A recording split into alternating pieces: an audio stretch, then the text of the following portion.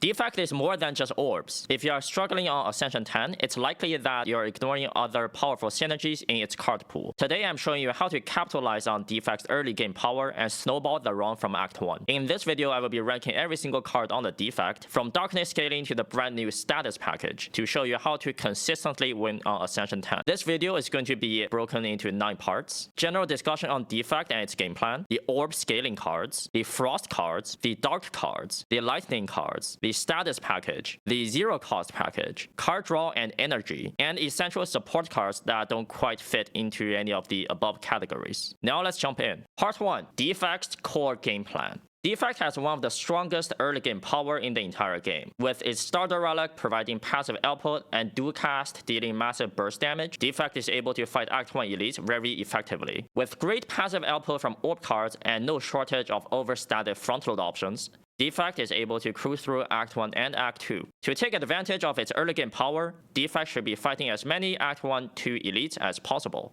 This will help you snowball your run in 2 ways. Elites drop relics, which help you for the entirety of the run, and they have an increased chance to drop a rare card. Some of the best scaling options on Defect are rare, so fighting more elites lets you more easily secure late game power. One of the easiest ways to block on Defect are Frost Orbs. They provide passive block every turn and burst block when evoked. If you're able to secure focus, they can be the block plan for the entire run, but even without focus, they still provide massive value to form part of the block plan. Generally, every Defect deck wants to have ample access to Frost from the beginning of the game until the very end. Focus is premium on the Defect. Not only does it help blocking with Frost like we previously mentioned, but it can also provide damage output with offensive orbs. Focus is more common in Slay the Spire 2, but also more temporary. A large part of scaling Defect well into the endgame revolves around being able to consistently play your temporary focus card, either by having good card draw or just having more of them. Another thing about focus is that Data Disc is a common relic, and Focus Potion is a common potion. Generally, one Focus Potion is enough to solve every Act 3 boss,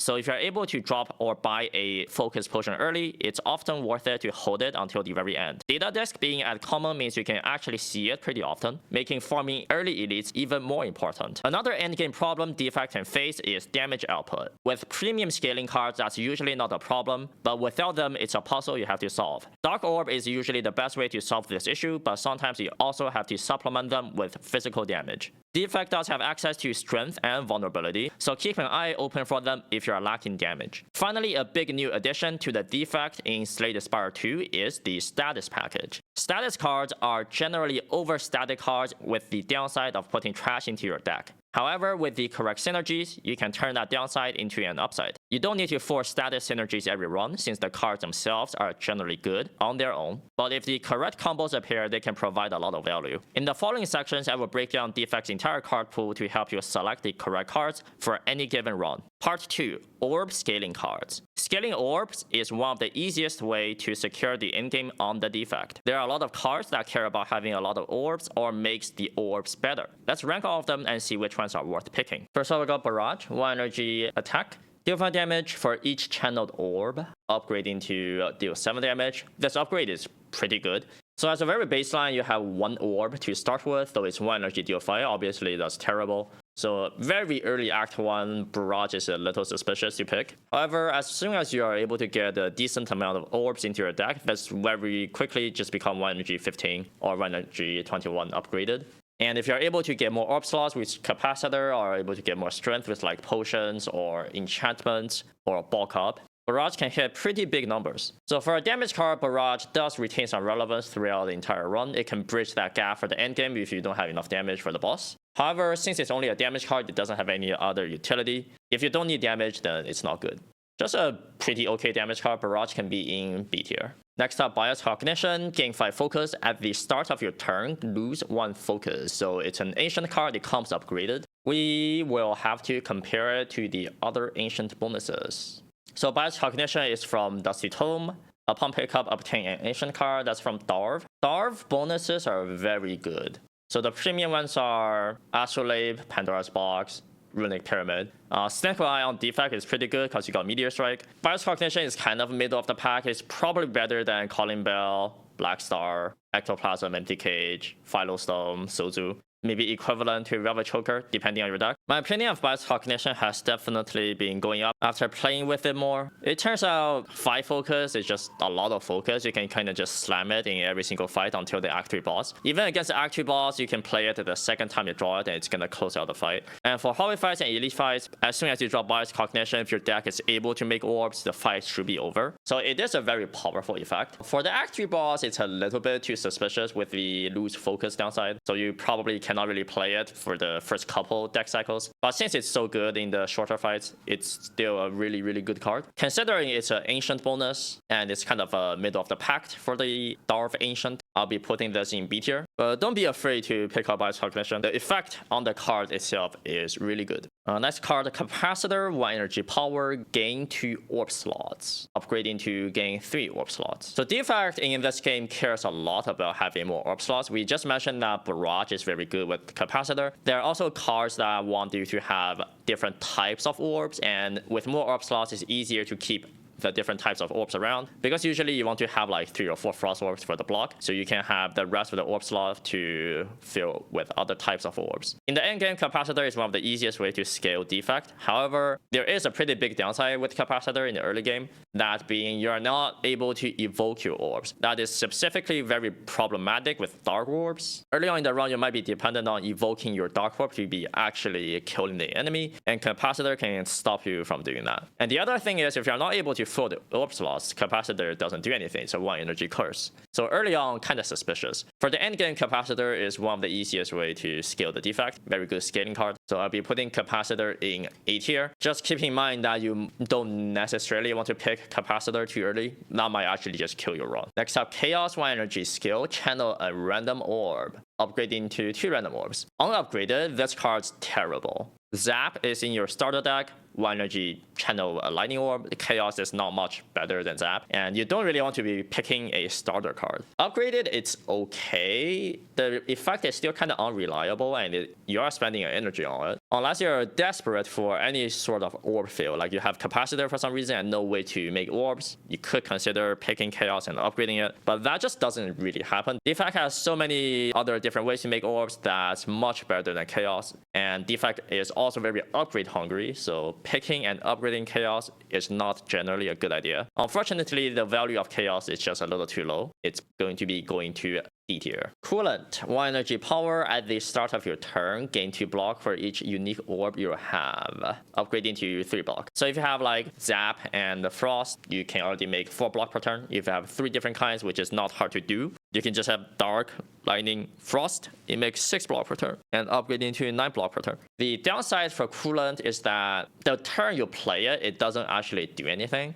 However, the effect is so good that downside can be overlooked. Very often, Defect can sometimes struggle with finding a coherent block plan for the endgame if you don't see focus. Coolant can help you form that part of the block plan. Even if you do have focus, Coolant is still just blocking for a lot every single turn. Sai is a Ancient Relic, and Sai blocks for 7 per turn. Coolant blocks for 6 per turn very frequently, unupgraded, and upgrading to 9 block per turn. Very, very powerful block card. I will be putting Coolant in S tier. Defragment, 1 energy power, gain 1 focus, upgrading to gain 2 focus. This is either the strongest card or the second strongest card on Defect. Permanent focusing in this game is just way too powerful with how the endgame scaling works. The enemies don't scale that much, and any point of focus just makes the bosses much, much easier. And it's not like Defect doesn't play in faster fights. Either you feel Frost, you play Defragment, you suddenly cannot take damage. Extremely, extremely potent scaling on Defect. You won't be too wrong if you just pick every single Defragment you're offered and making the upgrade. The upgrade is really, really important, doubling the focus on Defragment. So Defrag will also go into S tier. Very premium scaling on the Defect. Focus Strike, 1 energy attack, deal 9 damage, gain a focus this turn.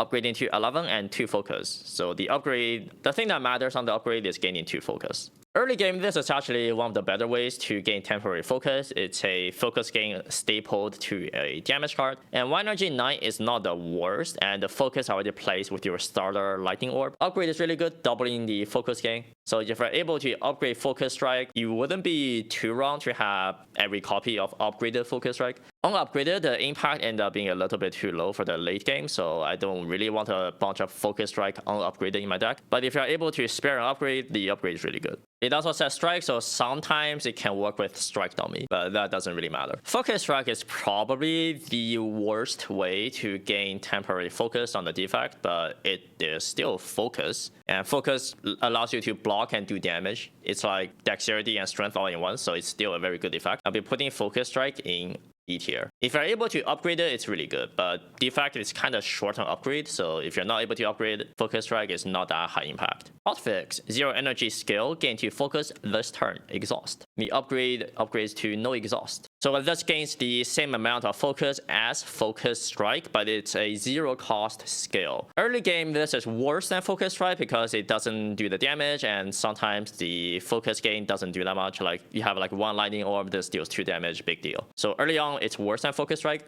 The more you progress throughout the run, the more you are able to fill your orb slots, the better hotfix get. Since it's a 0 cost card, the more card draw you have, the better hotfix can get. So later on, hotfix is a better card. The upgrade actually can matter. There are different ways to pull it back from the discard pile as the defect. And also, you can just cycle through your deck faster to draw hotfix again. So the upgrade is pretty good. This is one of the good ways to gain temporary focus on the defect. Hotfix will be in A tier. Loop, 1 energy power. At the start of your turn, trigger the passive ability of your rightmost orb, upgrading to triggering it 2 times. The upgrade is very important, basically doubling the effect of the power. Loop, compared to Slay the Spire 1, is a bit worse because you do not have permanent focus. Defragment is rare, so you basically never see it. The temporary focus card don't work with Loop because Loop will trigger first before you are able to play the temporary focus cards. However, Loop is still really good. Defect is very good early on, so any sort of endgame scaling is appreciated. And let's just say you have a Loop plus looping a Frost Orb, that's 4 block. 4 block per turn is already decent value. And the big use case for Loop is gonna be looping Dark Orb. Dark is one of the easiest way to scale damage on the defect. So looping a Dark greatly amplifies the power of Dark Orbs,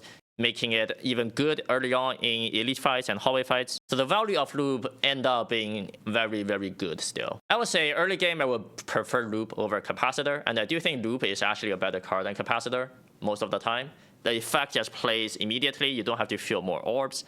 But Capacitor is higher ceiling. You can think of Capacitor as having like 2 loop stacks upgrading to 3 instead of 1 loop upgrading to 2. But the fact you are able to loop Dark specifically makes Loop very, very good. So Loop is a solid scaling card. It's gonna go to A tier, and I do think it's better than Capacitor. Next up, modded 0 cost skill. Draw a card, gain 1 orb slot, increase this card's cost by 1, upgrading to draw 2. The upgrade is kinda insane. It's a draw 1 upgrade on a 0 cost skill. You don't really get that very often. So essentially, free orb slot, it cycles itself, gains your orb slot. The second time you play it costs 1 energy. That's usually still worth it. The third time you play modded, which doesn't really happen in shorter fights, but in longer fights, you might even be interested in spending 2 energy for orb slot because you're trying to scale as much as possible in the longer boss fights. So it's good in short fights because it's a 0 cost scaling card that cycles itself. It's good in long fights. You can keep gaining more orb slots. Modded just end up being one of the better ways to scale on the defect. And if you're able to upgrade it, also freaking draws a card. It's draw positive, 0 energy, draw 2. That's also really strong. So definitely an S tier card, one of the best scaling options on the defect. Rainbow, 2 energy skill, channel lightning, frost, dark,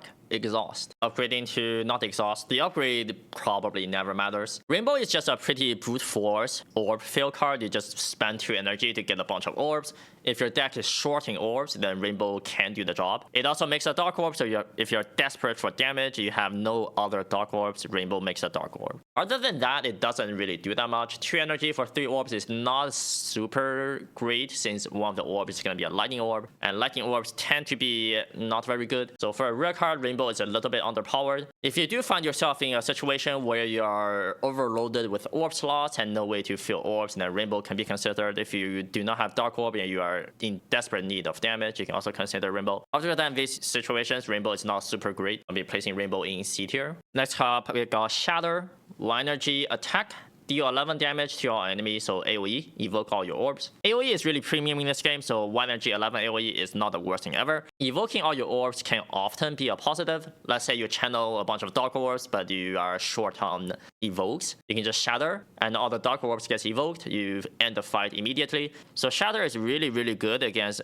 the early game Act 1, Act 3 elites and hallways. Later on in the run, it falls off, but it should have already done its job. The struggle to evoke Dark Orbs on defect can sometimes be a pretty real problem. So even in like the end game, you have a bunch of Dark Orbs channeled, you can use Shatter to like finish off the Act 3 boss instead of waiting another like 3 or 4 turns trying to evoke all of them. So it's not necessarily worthless in the end game, but it does fall off quite a bit. But since it's pretty good early on, a great elite and hallway card, and Defect does want to farm max elite Act 1 Act 2, Shatter will be in B tier. Finally, we have Synchronize. 1 energy skill, gain 2 focus this turn for each unique orb you have. Exhaust, upgrading to no exhaust. Upgrade is very good since you want to play Synchronize a lot. This card just end up gaining a bunch of focus. Like if you have 2 orb types, you gain 4 focus for the turn. That's so much. And if you have 3 orb types, which is not even difficult to achieve, you are gaining 6 focus for the turn. This basically says Apparition. Like you draw Synchronize with a bunch of Frost, you play Synchronize, you full block. And also randomly deal a bunch of damage because you get 6 focus or 4 focus. This is one of the cards that's worth building around on Defect. You have Synchronize in your deck, you want to play it as much as possible. Or you have multiple Synchronize. You pick every single copy of Synchronize and upgrade them. It's that good. But yeah, the best temporary focus card on the Defect. Extremely powerful throughout the entire run. Synchronize will be going to S tier. So that's all for the Orb Scaling card. Gaining focus is very good on the Defect, and Defect also cares a lot about Orb slots. There are many different cards like Coolant, Synchronize that cares about having different types of orbs on the Defect. So Orb slot also helps with that. Part 3, the Frost cards. Frost is central to having a block plan on the Defect, but not all Frost are made equal.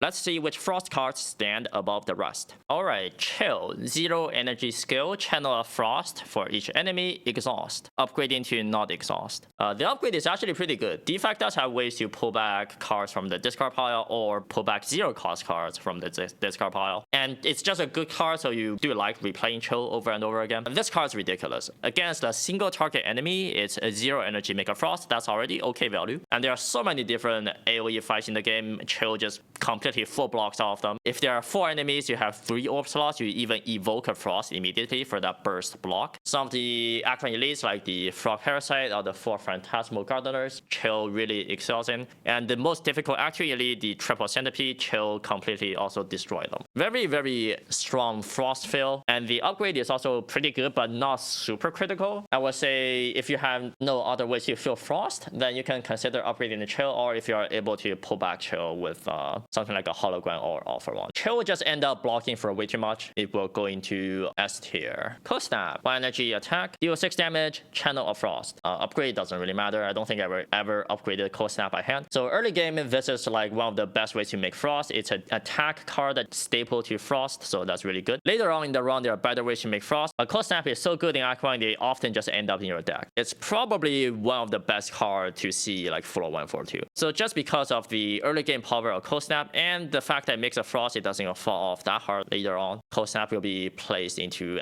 A tier. Next up, Cool-Headed. 1 energy skill, channel a Frost, draw a card. Upgrading to draw 2 cards. The upgrade on Cool-Headed is pretty decent. Early game, this is worse than Cold Snap. Drawing a card is going to be less value than doing 6 damage, and later on, Cool-Headed is going to be better than Cold Snap. This is basically like the reverse Cold Snap. It's weaker early, stronger later. However, both of them make a Frost, and Defect just love making Frosts. Generally, Defect doesn't mind overpicking Frost Orb compared to other orbs, because after you evoke Frost Orb, they block. And the fact that they are an Orb evoke allows you to manipulate your Orb slots. For example, you channel a Dark Orb in the back, you can just play your Frost Orb to push that Dark Orb to the front and like do cast the Dark Orb or something like that. So just because they make an Orb, that's already some value, and Frost Orbs are very, very good. Cool-Headed will also go into A tier. Glacier. 2 energy, gain 6 block, channel 2 Frost. The upgrade doesn't really matter, +3 block. If it's upgraded, then sure, it's nice, but I wouldn't really upgrade it by hand. So the turn you play this 2 energy block 10, and it blocks for 4 every turn afterwards. That's already insane value.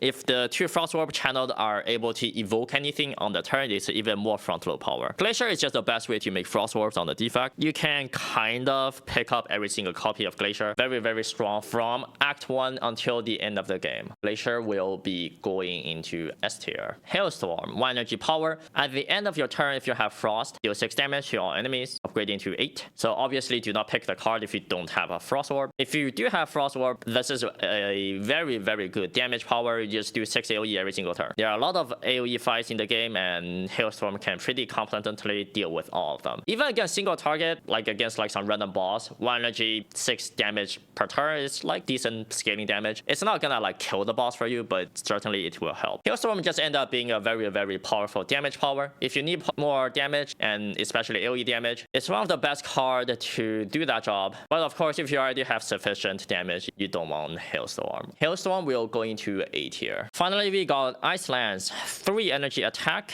deal 19 damage, channel 3 frost, upgrading to 24. The upgrade doesn't really matter. This is basically 3 cold snaps stapled together. But that does have a lot of value. It's a lot more draw efficient, and maybe you think that the turn you play Ice Lance, you might get hit in the face, but channeling 3 frost orb is just so much block for the entirety of the combat. Is often worth it just playing Ice Lance anyways. And of course, if you're able to evoke some orbs while you play Ice Lance, then you don't even take damage. If you evoke a bunch of frost orbs with Ice Lance, that front low block already gets resolved. So Ice Lance does end up being a pretty good defensive option on the Defect, and the damage portion of the card is nothing to sneeze at. I mean, 3 energy 19 is kind of bad, but 19 is a decently large number. It can actually kill some enemies for you. So in shorter fights, if you're able to evoke orbs with Ice Lance, it's decent, and in longer fights, it's just one of the easiest ways to make a bunch of frost immediately. And just because frost orbs are so valuable, Ice Lance will be going into A tier. That's all for the frost orbs. As you can see, basically every frost card is good, and you are often very interested in overpicking frost on the Defect. They just form the baseline of the block clamp like most runs, so it's gonna be pretty rare to have too many frost orbs. Part 4, the darkness cards. Dark orbs provide massive damage scaling on the Defect and are often very important for the endgame. Let's see how to utilize them to kill everything in the game. First up, we got Consuming Shadow, 2 energy power, channel 2 dark. At the end of your turn, evoke your leftmost orb. So if you just play it by itself, it's gonna evoke the dark orb that you just channeled. The way Consuming Shadow works is that the passive ability of the orb is gonna go before the evoke, so the dark will evoke for 12 immediately instead of 6. In shorter fights, Consuming Shadow is a lot of damage. You are able to channel 2 dark and evoke them over 2 turns. In longer fights, Consuming Shadow can get awkward if you're relying on passive orb output. But that can be compensated just by overpicking orb fill. So if you're able to fill orb every single turn, the evoke your leftmost orb effect just end up being free output. The passive ability of the orb is gonna go, then it's gonna get evoked. For example, you can block 2 from the frost orb you just channeled, then block 5. The upgrade is gonna be 3 dark, a pretty good upgrade, a lot more damage. The downside of Consuming Shadow is that it costs 2. Energy is pretty hard to combine in this game, and the 2 energy power that pretty much only deals damage can be pretty difficult to play sometimes. However, it does do a lot of damage, so if you are lacking that damage, Consuming Shadow is really good. In longer fights, this could get awkward if you are not able to refill the orbs. You just end up running out of orbs, and you get owned by the endgame boss. However, Consuming Shadow just deals way too much damage. I'll be placing this in A tier. Next up, we got Darkness, channel a dark, trigger the passive ability of all other dark orbs, upgrading to dark orbs twice. So this triggers the passive ability of the dark orb you just channeled. So if you play Darkness by yourself, the dark orb starts at 12. This card is the highest damage card, probably just on Defect's card pool. By itself, it's already a lot of damage, and the more dark orbs you have in play, the better this gets. The upgrade is also kind of ridiculous. You just end up doing a ton of damage with Darkness Plus. Generally speaking, I'm happy to have this card in like pretty much every single Defect deck, unless you're not interested in making dark orbs for some reason. But if you are, Darkness is really good. And the more dark cards you have in your deck, the better this card gets. Frequently with Darkness, even without any focus, this can be your endgame damage solve all on its own. So I will be placing Darkness in A tier, an extremely powerful damage card. Next up, we got Null, 2 energy attack, deal 10 damage, apply to weak, channel a dark. Upgrade is really good. Applying 1 more stack of weak is a really big deal. Weak is a really powerful keyword in this game. On Defect, you don't have that many ways to apply weak, and Null is the best way to do it. So this card is front load, 10 damage, channel a dark, so even more scaling damage, and 2 weakness, scaling defense. The harder the enemy hit, the better the weakness is gonna get. Null is gonna be relevant since for 1 until the very end of the run. I'm generally very happy to kind of pick like every copy of Null. Maybe not like the 3rd copy, but the first couple is gonna be really good. The stats on Null is just way too high. I have to play Null in S tier. Next up, we got Shadow Shield, 2 energy skill, gain 11 block, channel a dark, upgrading to 15 block. 2 energy, 11 block is not super great for a raid, but it is dense, so it's draw efficient. And it also channels a dark. Block and dark generally go together. You want to sit on the dark wall for a while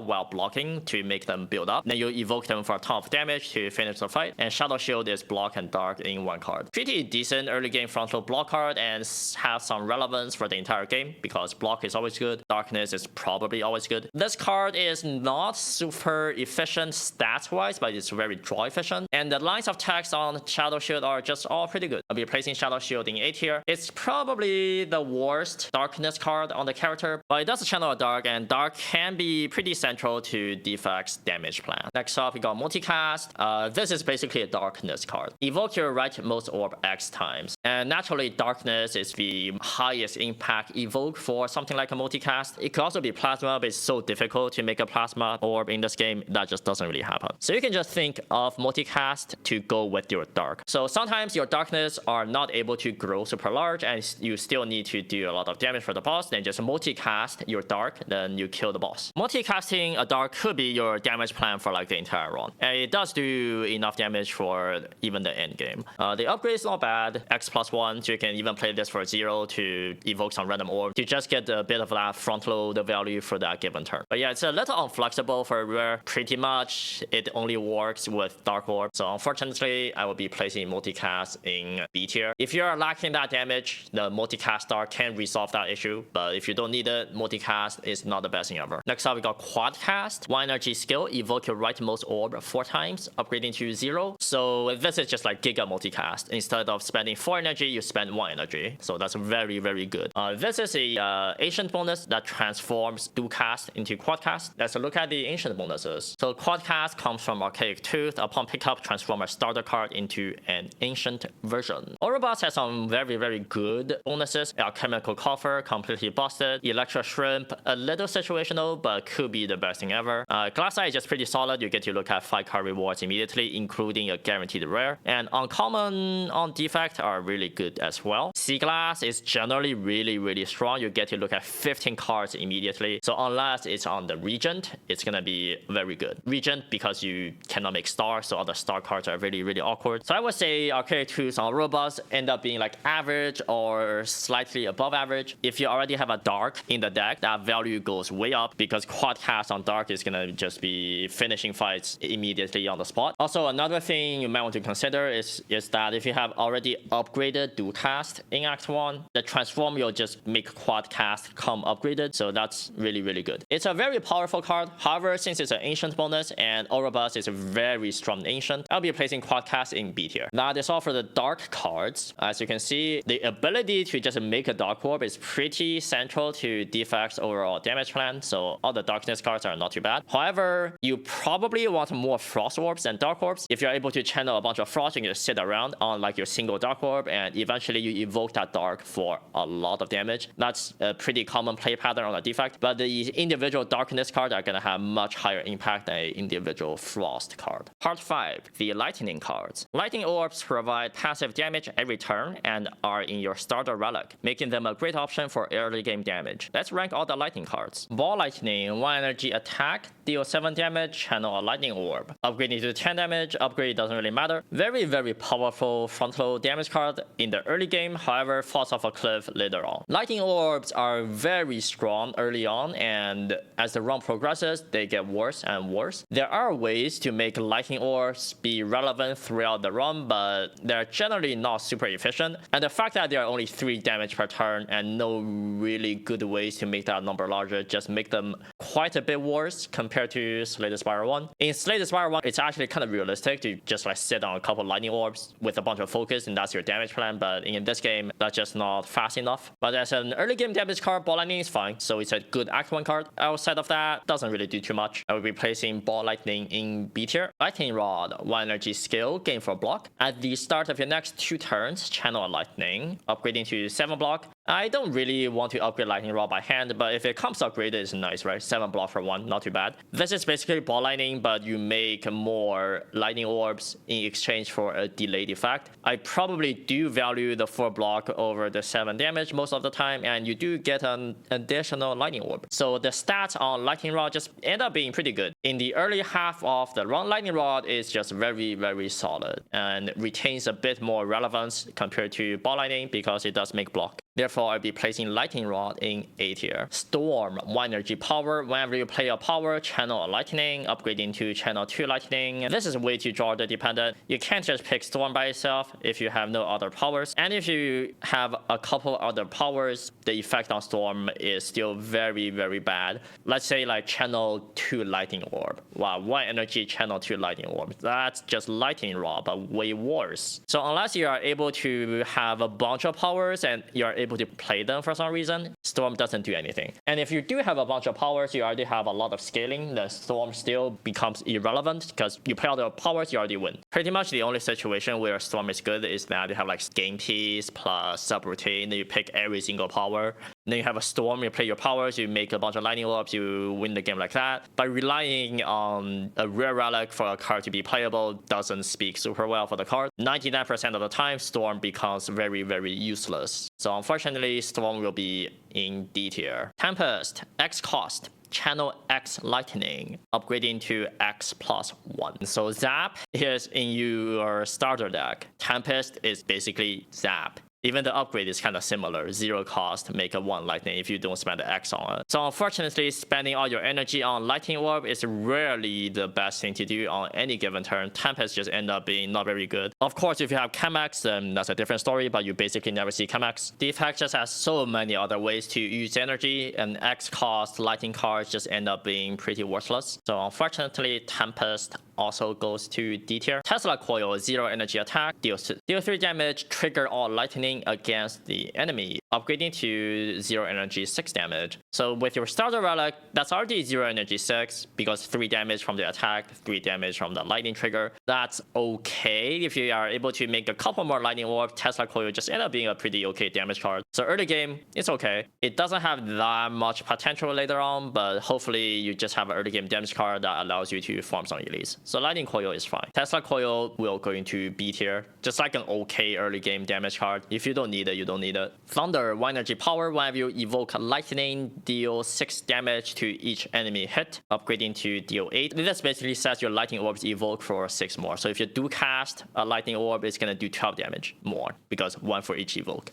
It's a pretty okay early game damage power. If you're able to make like a couple lightning, you play Thunder, you are able to deal a decent amount of damage. Once again, Thunder doesn't have that much long-term payoff, but for the early part of the run, it's quite decent amount of damage. If you already have a couple other ways to make lightning orbs, Thunder will be going to B tier. Finally, we got Voltaic. 3 energy skill, channel lightning equal to the lightning already channeled this combat exhaust. The upgrade is not exhaust. This skill way too often says 3 energy channel 1 lightning. That's just unacceptable. You are not going to be able to channel that many lightning orbs so quickly that Voltaic actually does something useful. Just compare this to Tempest. You need this to be at least 3 energy, 3 lightning to be on par with Tempest. That's already not gonna happen a lot of the time. And the fact that it's a rare and Defect has much better rares even knocks this down even more. The upgrade is also kind of irrelevant most of the time. You play Voltaic,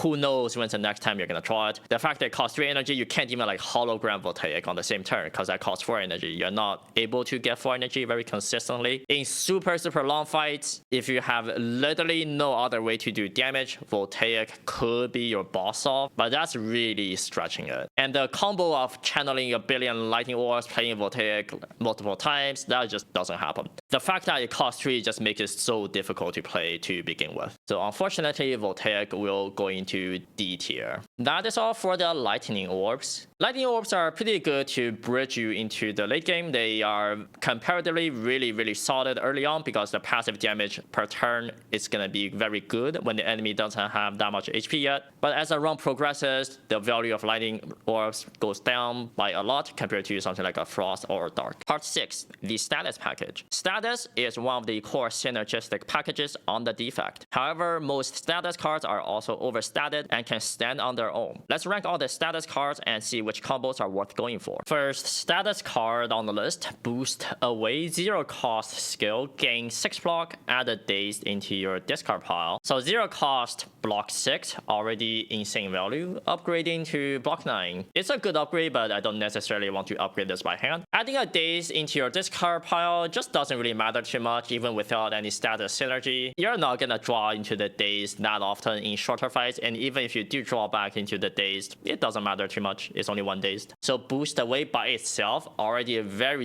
overstated block card. 0 energy, 6 block, insane value, extremely strong early on when you're shorting energy, and energy is pretty premium in this game. You might not ever get an energy relic, so retain some usefulness for the entire run. Of course, get insane with any status energies we might see very soon. So Boost Away, very good block card. It will go directly into A tier. Compact, 1 energy skill, gain 6 block, transform all status cards in your hand into fuel. So obviously without any status cards, this card's completely useless. However, it's like pretty good into the fish, right? The fish puts the beacon status into your deck and you just compact them away. The fish gets completely destroyed, so that's a pretty good excuse to pick compact without anything in your deck. With status cards in your deck, this is really powerful, effectively converting all the status cards into adrenaline. The upgrade is also really good. The fuel plus draws 2 cards instead of drawing only 1, so it does end up being quite a bit of draw. However, without any status card in your deck, I wouldn't necessarily pick a compact. 1 energy, 6 block is just pretty bad, so it's a bit situational. Most runs you probably will end up with some status card, but if you don't have that many status cards and no card draw, it can be difficult to line it up. So very high potential card, but also very high variance. I'll be putting compact in A tier. Very high ceiling, but don't pick this if you are not able to line it up. Fight Through, 1 energy skill, gain 13 block, add 2 wounds into your discard pile. 1 energy, 13 block. That's a ridiculous amount of value in one card, even without any status synergies. Fight Through can go into any deck. It's just way too much block. The downside of Fight Through, it's like kind of real in longer fights. It adds 2 status cards into your deck and they don't exhaust, so if you play this over and over again against like an Act 1 boss, you could get into a situation where you're breaking your draws eventually. Of course, in shorter elite and hallway fights, that doesn't matter. So you do want to be careful to not pick too many copies of Fight Through if you don't have a way to get rid of the status cards. But if you have any way to get rid of status cards or make good use of them, this is completely insane. Even without any synergies, Fight Through is already a very powerful front load block card. This is one of the best block cards on the Defect. I'll be placing Fight Through in S tier. Flak Cannon, 2 energy attack, exhaust all your status cards, deal 8 damage to a random enemy for each card exhausted. Upgrading to 11 damage for each card exhausted. The upgrade on Flak Cannon generally doesn't matter too much. You're mostly playing this for the effect of the exhaust, not so much of the damage. Although the damage could be pretty significant if you can make a bunch of status cards. Flak Cannon is probably the worst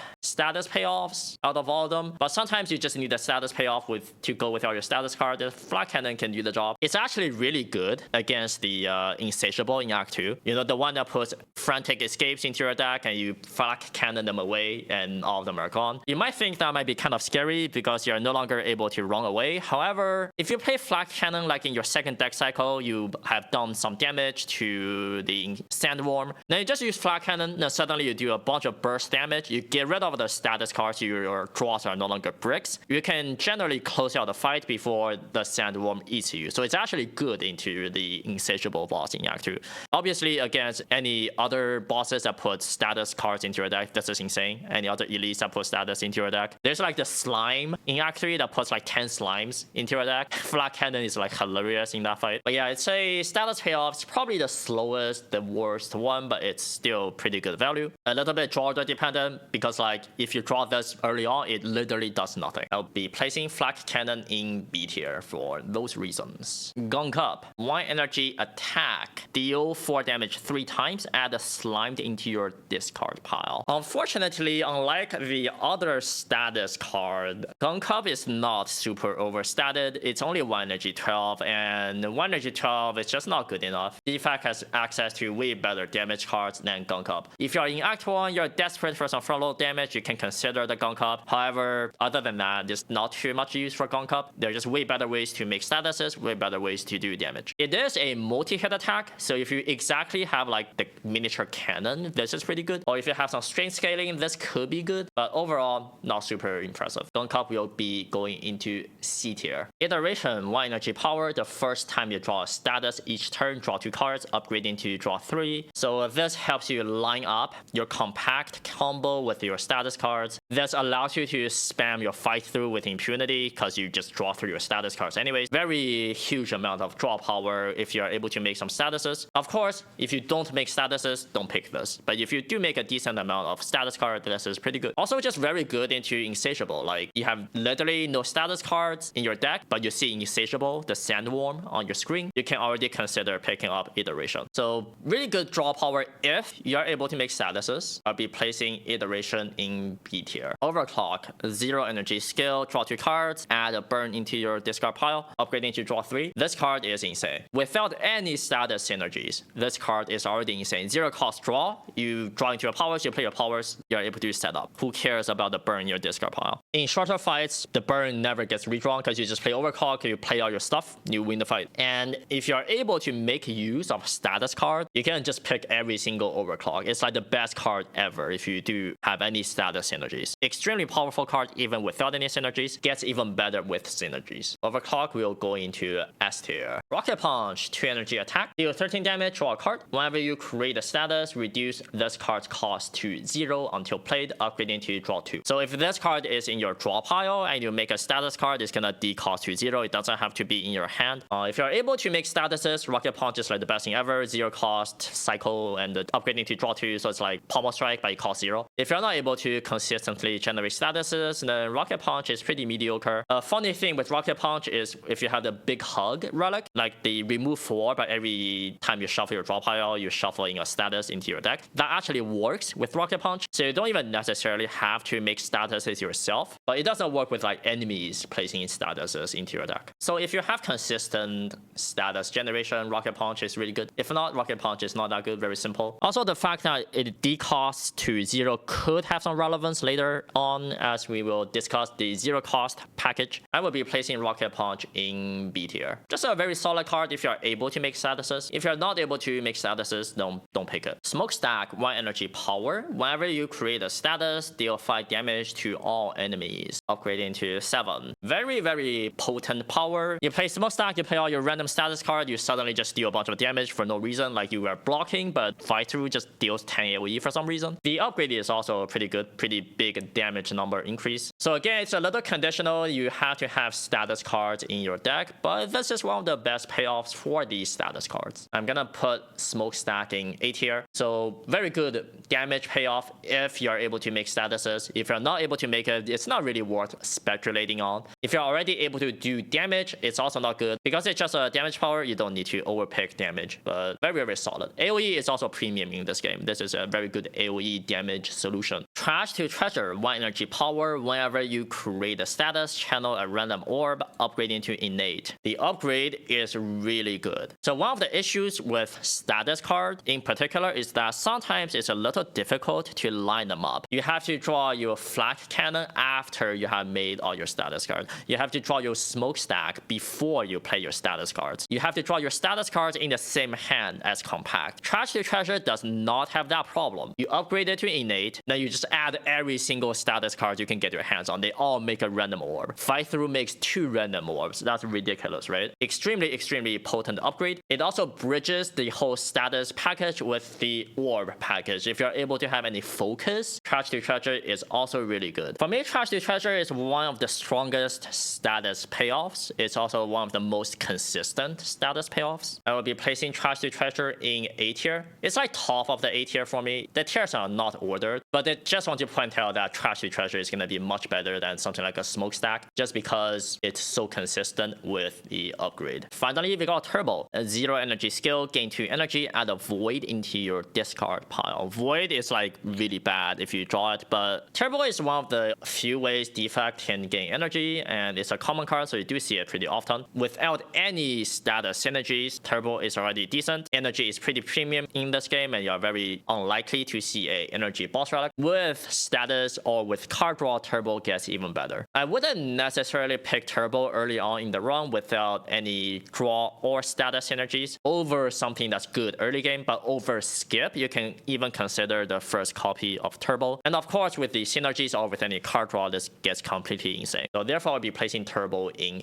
A tier. That's all for the status card. Individually, they are just gonna be very, very powerful cards by themselves. And if you're able to build that status package with the payoffs, the status cards gets even better. Part 7, the zero cost package. Defect has a lot of zero cost cards and synergies that care about them. Let's see if they are actually worth your time or they are just bait. Adaptive Strike, 2 energy attack, deal 18 damage, add a zero cost copy of this card into your discard pile, upgrading to 23. A very brute force damage card, just decent enough for 2 cost, and of course if it does cost 0, it's insane value. In short fights, this card just deals barely enough damage for it to be not super offensive. In longer fights, even in like an elite fight, if you're able to draw the zero cost copies of a Adaptive Strike, it's really, really good. Defect does have ways to bring back a zero cost attack, so this card might be faster than what you think it is. Against something like a boss fight, this is also good. Just play your zero cost 18 and the boss will die eventually. The fact that it shuffles itself into your discard pile is not even a downside, usually. Zero cost 18 just a good card to draw. So as a damage card, this card's fine. However, since it's a rare and it only deals damage, they are just gonna be better rares on the Defect, but they're also worse rares on the Defect. It does the job fine enough. I will be placing Adaptive Strike in B tier. All for one, 2 energy attack, deal 10 damage, put all zero cost cards from your discard pile into your hand. This card also existed in Slay the Spire 1. In Slay the Spire 1, this card was pretty bad. In this game, however, it's really good. The zero cost card quality just got a lot higher. For example, Chill no longer exhausts. You're able to bring back Chill with All for One. Same goes for Hotfix Plus. That's already a pretty good reason to want All for One in your deck. And Go for the Eye, cost 0. It's much better in this game compared to Slay the Spire 1. All for One gets back Go for the Eyes. So All for One just end up being pretty decent value. If you do not have any zero cost cards in your deck or just have like a Beam Cell or something, this is not super worth it. If you already have the premium zero cost, then All for One is pretty good. So situational can be very good. All for One will be in B tier. And yeah, it also brings back the Adaptive Strike. So seeing 2 rares in the same run is pretty difficult, but if you do have both of them, it's like pretty good. Beam Cell, 0 energy attack, deal 3 damage, apply vulnerable, upgrading to applying 2 vulnerable. Upgrade's pretty good. Upgrading the vulnerable gets a whole extra turn for you to be able to draw into your damage cards. So if you want damage, Beam Cell can do it. If you don't really care about applying physical damage, then Beam Cell doesn't really do much. But if you have like a couple barrages, that's your damage plan, you play Beam Cell, the barrages gets amplified by a lot. And of course, Defect has ways to scale strength, and vulnerable goes pretty good with strength. Also, All for One can bring this back. Just an okay damage card. I will be placing Beam Cell in B tier. Claw. 0 energy attack, deal 3 damage, increase the damage of all claw cards by 2 this combat, upgrading to 4 damage and increase by 3. So the upgrade actually upgrades the scaling portion of the card. Unfortunately, Claw is really bad. It just scales up way too slowly. There are just way better ways to do damage on the Defect. 0 energy for 3. It's just too low impact of a draw. There are way too many problems with Claw. Even though the zero cost stuff kinda have support, Claw is still way too slow for that purpose. Unfortunately, the Claw will be in D tier. Pharaoh, 2 cost power. The first time you play a 0 cost attack, each turn return it to your hand, upgrading to 1 cost. So this is basically like a All for One, but in power form, and it's also a much lower potential. You cannot bring back the premium 0 cost cards that's not an attack. So no turbo, no chill, no hotfix, stuff like that. It's like a pretty funny combo with Claw. You just get to Claw twice every single turn. The fact that it costs 2 just a little bit too expensive. The main use case for Pharaoh is to apply weakness. You just play Go for the Eyes a bunch and the enemies are perma weak. So if you have a lack of weakness, Pharaoh can do it. Other than that, it's pretty low impact. Upgrade's good. Upgrading to 1 cost. Any energy upgrading this game is really good. So if Pharaoh comes upgraded and you have some 0 cost, you can consider picking it up. Unupgraded, a little too expensive. Very situational. Pharaoh will go into C tier. FTL, 0 cost attack.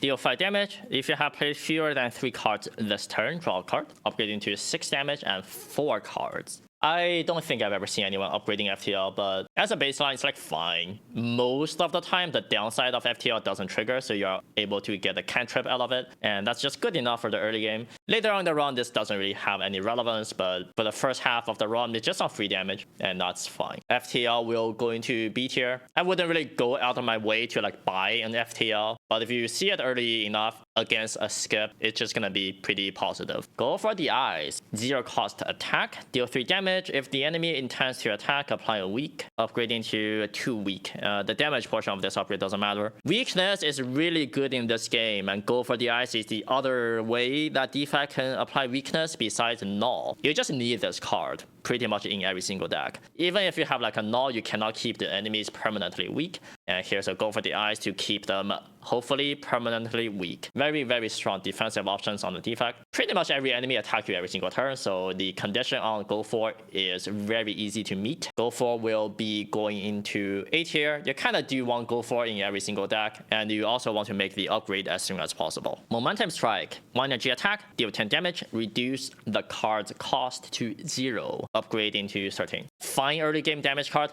1 energy 10 kind of sucks. 0 energy 10 really good. If you're able to redraw Momentum Strike 1 time, it's already kind of worth it. So if you do need that elite killing power early on, you can pick a Momentum Strike. Later on in the run, it's not super relevant, but hopefully Momentum Strike has done its job to help you kill the early elites and hallways. I'll be placing Momentum Strike in B tier for that reason.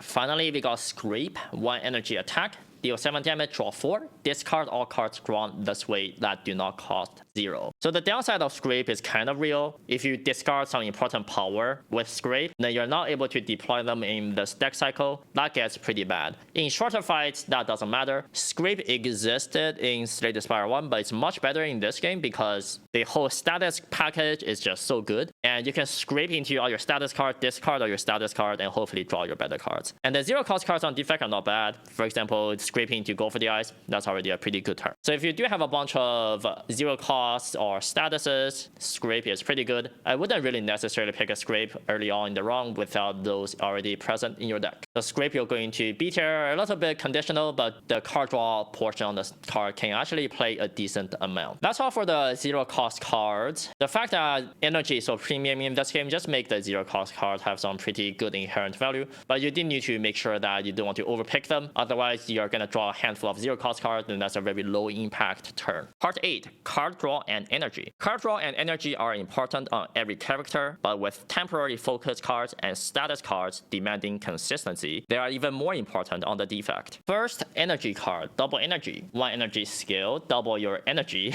very good name, exhaust, upgrading to 0 cost. This card really needs the upgrade. Your base energy is 3, you play this for 1, you go to 2 energy, then you double it, goes to 4 energy, so it gains only 1 energy. That's way too low impact of a draw. Upgrade gives you plus 3 energy, you go to 6 energy on that turn. That's really good. So I wouldn't really pick double energy if you do not have an upgrade available, but if you do have an upgrade available, this is one of the better ways to gain energy on the Defect. The other thing about energy is that you kind of do need a card draw to go with it. If you draw double energy and like 4 other random cards, like 4 strikes, it doesn't really do that much, right? The fact that double energy is so reliant on the upgrade knocks it down a bit, but it's a pretty good way to gain energy on the Defect still. I'll be placing this in B tier. Next card, Compel Driver. 1 energy attack, deal 7 damage, draw a card for each unique orb you have. Upgrade doesn't matter. Nobody ever upgrades Compel Driver. This is just fine. In Act 1, it deals 7 damage and draws a card. That's like barely good enough. If you're able to make a bunch of different types of orb, which you kind of do want to do that in most runs, Compel Driver's value goes higher. First copy of Compel Driver over skip usually just gets into the deck. More copies down the line, if you are not able to make a bunch of different types of orb, this is way too low impact. But if you're able to do that, it draws a lot of cards. Compel Driver is one of the most efficient ways to draw cards on the Defect. However, it's also kind of conditional. Therefore, I'll be placing Compel in B tier. Fusion, 2 energy skill, channel a plasma, upgrading to 1. So plasma just gains passive 1 energy every turn, and if you evoke the plasma, it gives you 2 energy. If you do cast the plasma, that's 4 energy. Again, another card that really demands the upgrade. upgrade. Playing 2 energy on Fusion, channel a Plasma, it doesn't do anything on that turn. That's just way too bad. So you really need to upgrade Fusion to 1 cost. However, if you're able to upgrade the Fusion, it's kind of like 1 passive energy every turn. It's kind of like you're getting a boss relic. The effect is very strong. However, Defect does prefer to have a bunch of burst energy compared to this like 1 energy per turn thing, because if you are able to deploy your powers with the burst energy, something like Plasma can be pretty irrelevant. It does play very well with Compel Driver. It's a different orb type, and you play Compel Driver, you draw more cards that goes with the energy, so that's a pretty potent combo. If you're not able to upgrade Fusion, it's just like impossible to spend 2 energy on this card. But if you're able to upgrade Fusion, you can consider it. Defect is also kind of low on orb slots. You want to like rotate your Dark Orb in front, so even if you are able to play Fusion for 1 energy, sometimes the Plasma Orb just gets evoked on a pretty awkward turn where you do not have way to spend like the burst energy from evoking Plasma. So unless you're like desperate for energy somehow, I don't really recommend picking Fusion. But if you're able to upgrade Fusion, it's like fine. I'll be placing Fusion in C tier. A little situational, but could pop off in certain conditions. Helix Drill, 0 energy attack, deal 3 damage for each energy spent this turn, upgrading to 5. So very baseline. You spend 3 energy per turn, then you do 0 energy 9. That's okay. It's also a multi-hit attack. It's not super clear from the wording of this card, but it is a multi-hit attack. So if you have any strength, any way to make multi-hit good, Helix Drill gets better. So just over skip, it's like a decent value. In 0 energy 9, good enough.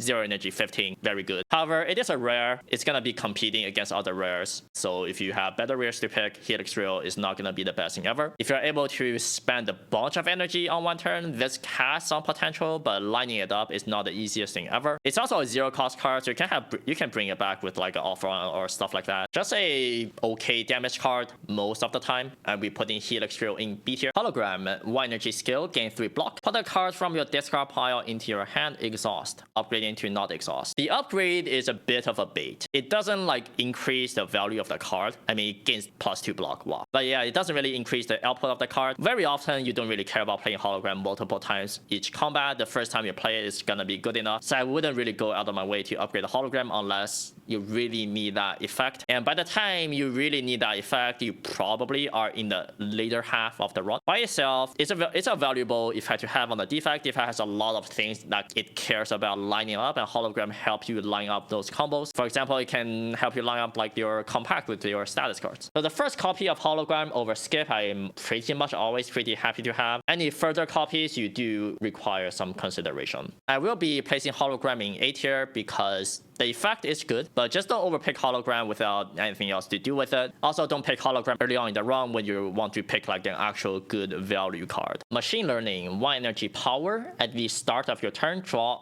an additional card, upgrading to innate. The upgrade is actually really good. Generally speaking, enemies turn 1 in this game doesn't hit that hard, besides maybe a couple of elite fights. So most of the time, you're just able to deploy Machine Learning on turn 1. Then for the rest of the combat, you have a boss relic. So the effect is really good, helps you line up all your combos, your mostly like your status combos or whatnot. And just having more options every single turn is just a very powerful thing to have. Very straightforward card, very good value. Machine Learning will go to A tier. Meteor Strike, 5 energy attack, deal 24 damage, channel 3 plasma.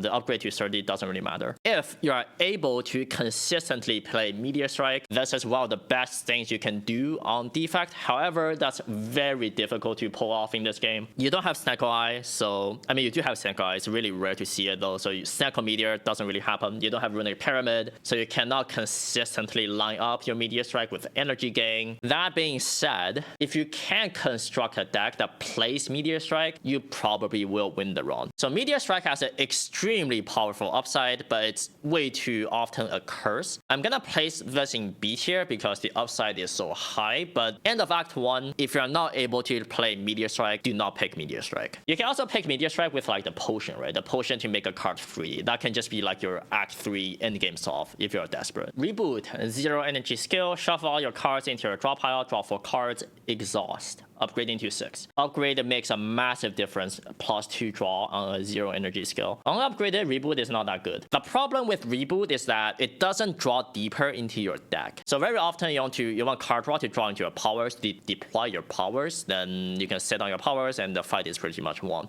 Reboot doesn't do that. And having a 4-card hand is just not that good. Very often you play Reboot, you draw 4 cards, all of them are kind of bad, then your turn doesn't even improve. Furthermore, you have all the status cards that put all the statuses into your discard pile, then you play Reboot, all the statuses are suddenly in your draw pile instead. So Reboot doesn't combo particularly well with those either. If you're able to make the upgrade, it gets a lot better, but if you're not able to make the upgrade, it's a pretty low impact draw. There are gonna be way better rares on the Defect compared to Reboot, and we'll have to put Reboot in C tier. Scavenge, 1 energy skill, exhaust the card, next turn gain 2 energy, upgrading to next turn gain 3 energy, so another energy card on the Defect. It's okay, scavenging a strike or defend for 1 energy is usually gonna be more value than just playing the strike or defend. Defect is able to make a bunch of statuses, then you can scavenge the status, then it's like pretty free. Energy gain is pretty good, even though it's like delayed energy gain, but next turn you have 5 energy to set up a bigger turn. In Slay the Spire 2, you don't necessarily need a good turn every single turn. If you're able to make a very good turn on 1 turn, you can usually solve the fight like that, and Scavenge can help with that. It also helps you line up your combos more consistently, like if you want to do the compact thing, that's the most prevalent draw order combo on the Defect. You scavenge away all your cards, you have just a compact and a bunch of status cards, you play compact every single turn. That's a pretty good loop to exhaust down to. So I don't really mind having a Scavenge in my deck, it's just okay utility. Early game, I wouldn't really recommend picking Scavenge over like an actual Elpo card, but if you have Scavenge over Skip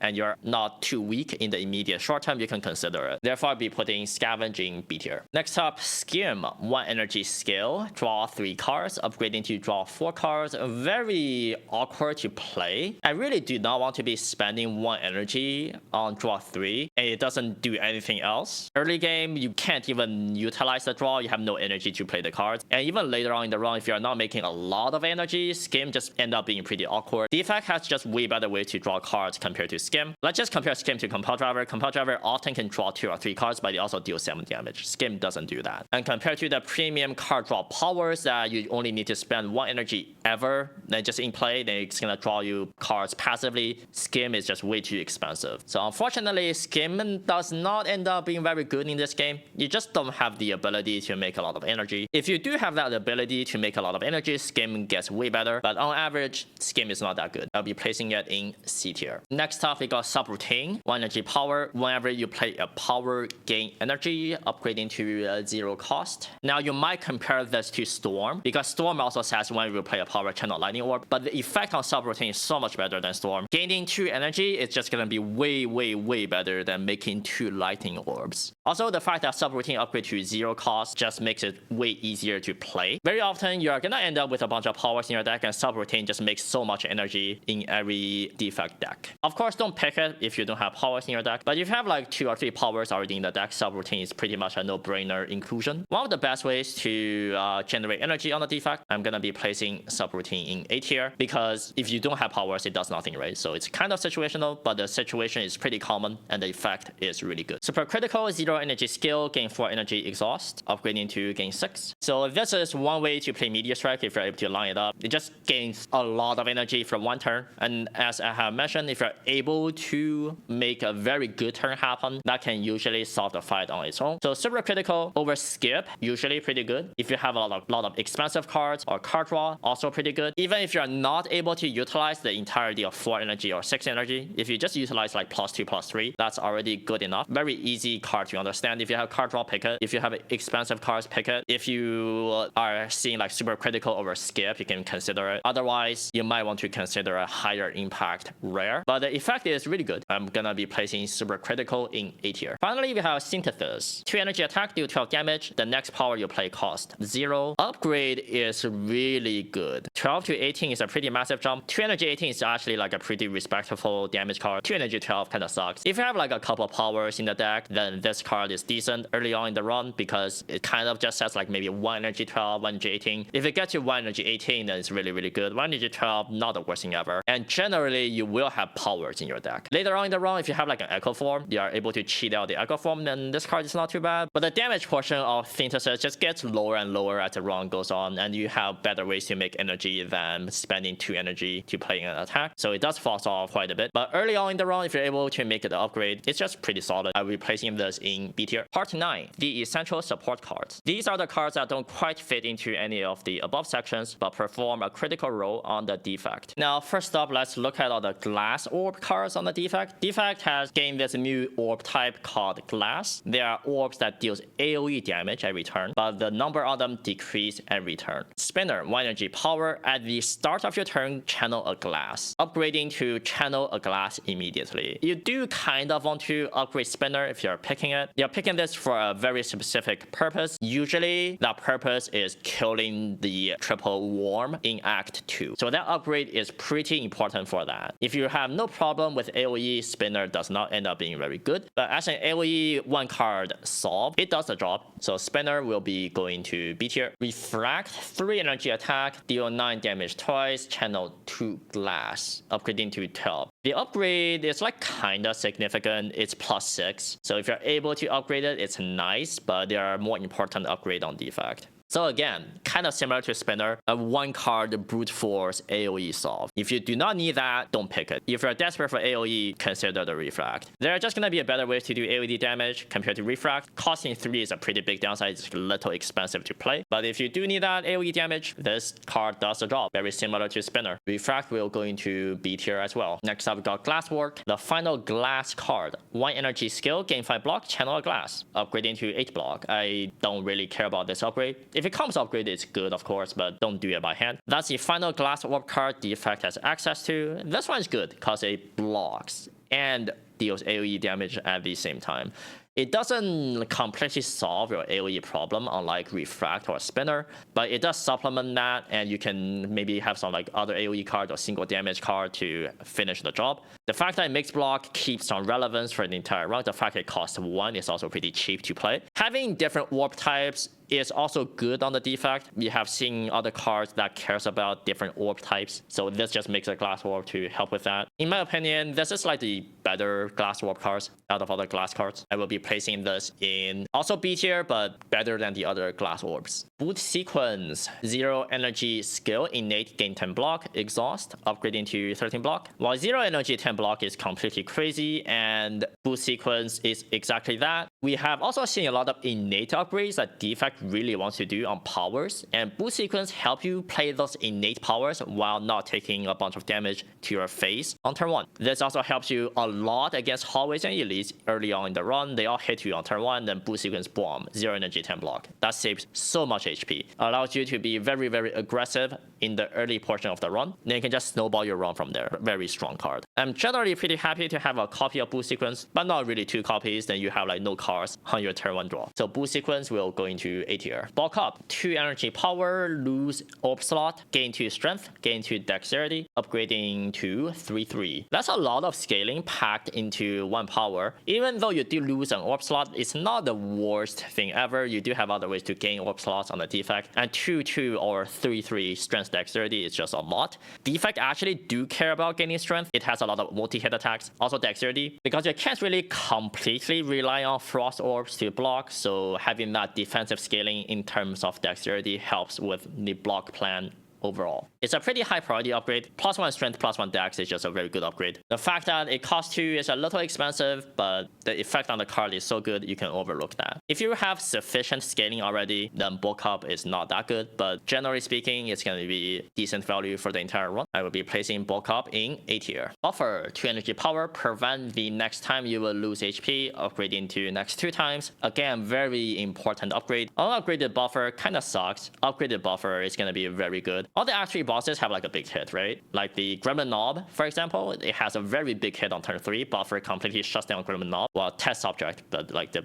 Gremlin Knob of test subject. The Doormaker has 2 out of 3 attacks. They are big single hit, so buffer also protects you against that. All the Act 3 elites also have like a big hit, like the Mecha Knight have a big hit, the Knights, the 3 Knights have big hits. Buffer just end up being pretty good in like every single fight. Even the Act 3 boss fights, they also all have like a single big hit. So compared to Slay the Spire 1, buffer is the same card there. This buffer in Slay the Spire 2 just has more applications. Therefore, I'm gonna be placing buffer in A tier. Charge Battery, 1 energy skill, gain 7 block. Next turn, gain energy, upgrading to 10 block. Just a very good block card. You can kind of think of it as 0 energy block 7. Of course, that's very good value. The fact that it's like 1 energy and the next turn you gain energy is like good and bad. It's bad because if you want to spend a bunch of energy immediately, Charge Battery does cost 1, but it also helps you set up a larger turn on the next turn. And very often you do want to set up like a very good turn instead of just have like an average turn every single turn. Early on in the run, Charge Battery just saves you a lot of HP in hallways, elite fights. Just end up being a very good block card. I'll be placing Charge Battery in A tier. Creative AI,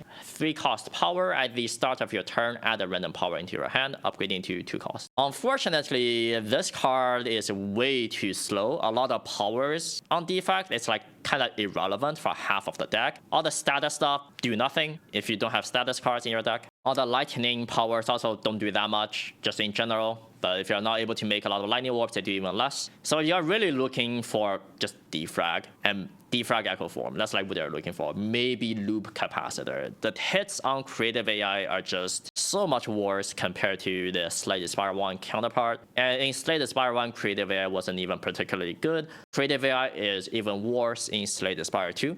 If you're desperate for late game scaling, you can consider it, but most of the time you don't really need it. Of course, if you are able to have like a game piece and like a bunch of subroutines and all the powers are free, then they draw a card. In that situation, creative AI is pretty good, but that's pretty rare to happen. So just a desperation scaling card, I'll be putting creative AI in C tier. Echo Form, 3 cost power, ethereal. First card you play each turn is played an extra time.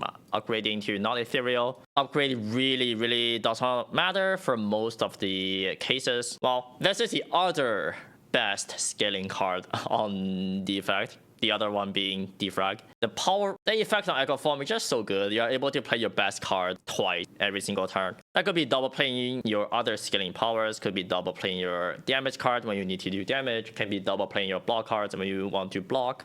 Very flexible effect, very good effect. With an Echo Form in the deck, that's like enough scaling for pretty much the entire run. Echo Form will go straight into S tier. It's like top of S.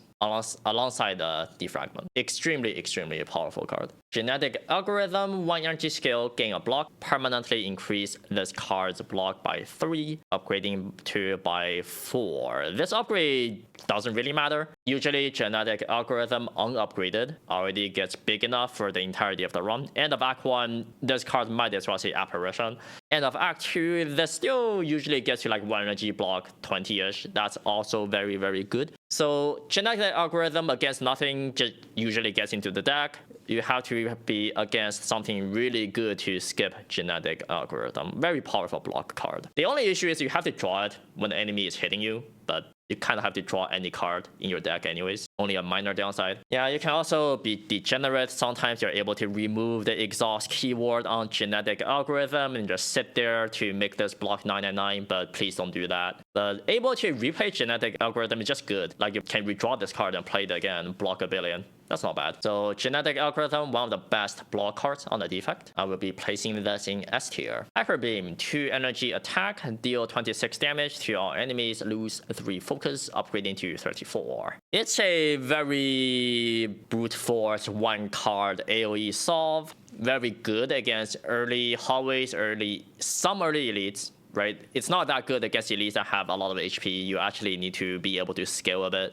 But it's like particularly pretty okay against a triple centipiece, for example, if you can upgrade it. Unfortunately, even though you don't have permanent focus, losing 3 focus is just too much of a downside to consider. If your damage output is coming from Dark Orb, Hyper Beam kind of shuts down Dark Orb. If you're trying to block with Frost, this also makes your Frost Orbs completely useless. It ends up just being too much of a curse most of the time. Up against other rares, it's very rare that you want to pick Hyper Beam. Even up against Skip, it's probably not that good. Because Defect is already very good early game. You don't necessarily want to pick a card that's like okay early game, then completely falls off a cliff, becomes a curse later on. So Defect is a little bit too strong early on to need a card like Hyper Beam for now. I'll be putting this in D tier. Leap, 1 energy, block 9, upgrading to block 12. If it comes upgraded, this is like the best card ever, but it doesn't come upgraded most of the time. So 1 energy 9 block, it's okay. This is like the desperation block cards.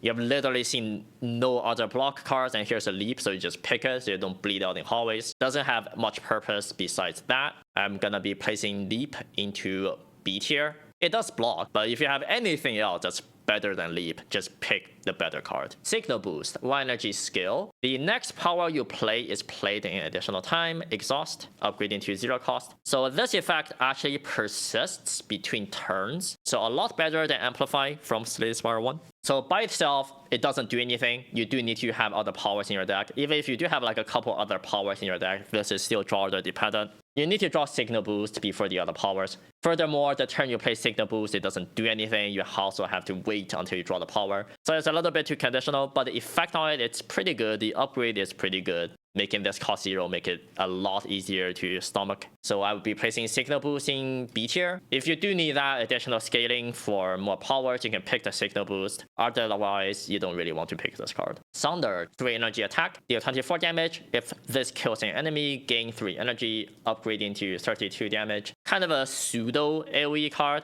You play this guy against like one of the AoE minions, you kill the minion, you get the energy refunded. That's kind of like AoE. The upgrade is really good in the underdogs because you have the 4 Phantasmal Gardeners, and upgrading this to 32, you one-shot one immediately. Very, very good. In the Overgrowth, very strong against like the potato guy, the frog parasite. You can one-shot a minion or just do a bunch of damage to the main boss even. Later on in the run, not that good. They buffed the scrolls of fighting in Act 3 to make them have at least 33 HP, so that's 1 more than Sunder plus. That's a little sad. But even in Act 2, you can hit some threshold with Sunder, do some AoE damage. Pretty good against the triple centipede. Just an okay damage card. I will say Sunder feel a lot worse in this game compared to Slay the Spire 1. Partly because Dark Orbs are like so much better. If you're able to do damage with Dark, you might not even need something like a Sunder, but it's still decent value. I'll be placing Sunder in B tier. Sweeping Beam, 1 energy attack, deal 6 damage to all enemies, draw a card, upgrading to 9. So again, this is like your desperation AoE. You have no better ways to do AoE. Here's a Sweeping Beam. 1 energy 6 is also just a little bit too low. You also kind of need to upgrade this card for it to actually do anything. The fact that it cycles itself, it's okay, but drawing 1 card is not super impactful, and you're spending the energy on it already. You might not even have enough energy to play the card you draw. Sweeping Beam, too low impact of a draw most of the time.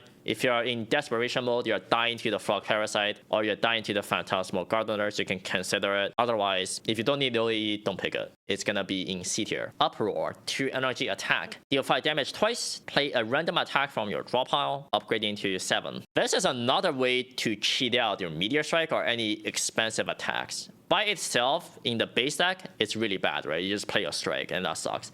But if you do have high quality attacks in your deck, you can consider Uproar. It's also a very funny clone target. You clone Uproar, you kill everything on turn 1. So that's a consideration. It also scales with itself. You Uproar into Uproar into Uproar. You can just pick a bunch of Uproars, then that's like a pretty good effect. A little bit niche, but the high rolls on Uproar are really high. So I'm gonna be placing this in B tier. If you do not have a lot of Uproars or a lot of good attacks to cheat out with Uproar, the card gets a lot worse, so do keep that in mind. Don't just like pick Uproar randomly with nothing in your deck. Finally, White Noise, 1 energy skill, add a random power into your hand. It's free to play this turn, upgrading to 0 cost. So again, if this card comes upgraded, it's like the best thing ever. 0 cost, free power, sign me up. 1 cost, however, very difficult to play. A lot of the time, a random power just doesn't do that much. Like, you don't have bias cognition, you don't have electrodynamics. Like, all the good White Noise hits from Slay the Spire 1 just no longer exist. So unfortunately, on average, the value of White Noise is really bad. But if it costs 0, it's like okay. I don't really want to pick White Noise into upgrade, however. Defect has much better upgrades. So unupgraded White Noise, basically never. Upgraded White Noise, you can consider. But I'm not gonna evaluate cards if they are coming upgraded. So White Noise minus will go into D tier. That's the complete Defect character breakdown. Let me recap the core strategy. 1. Defect is very strong in the early game and cares a lot about relics and rare cards. Be aggressive early and fight a lot of elites. 2. Frost is essential to forming a block plan, but sometimes you need to supplement with additional block cards. 3. Darkness is great at solving endgame damage, and it's often worth it to have them in your deck. 4. Status cards provide good value on their own, but can become amazing with synergies. Let me know in the comments which card rankings you agree or disagree with. If you found this video helpful, please hit the like button and subscribe for more Slay the Spire 2 strategy content. Thank you for watching, and I will see you in the next video.